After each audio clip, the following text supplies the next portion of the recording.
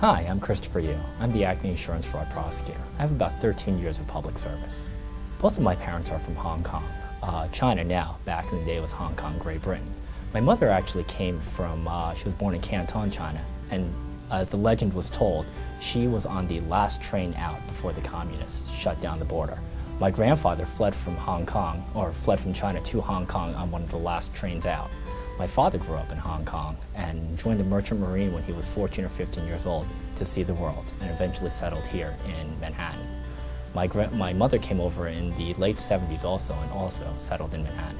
Paula Dow became the Attorney General, and eventually she asked me to come down to be part of her senior staff to do policy making. At the time, I was in the Essex County Prosecutor's office, just generally doing trials. When I had the opportunity to come down to Trenton, do some more policy making and see a little bit more of New Jersey. I grew up in a very Italian-American community. We spoke only English at home because my mother and my father wanted to practice their English and be more acclimated to society.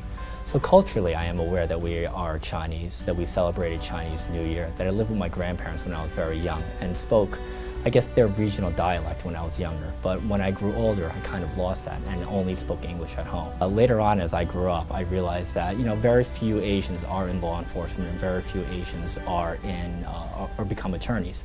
So when we see each other kind of at gatherings or at events, we kind of look at each other like, yeah, we made it. We've made it to different positions and we are making our parents proud. So here's a fun fact.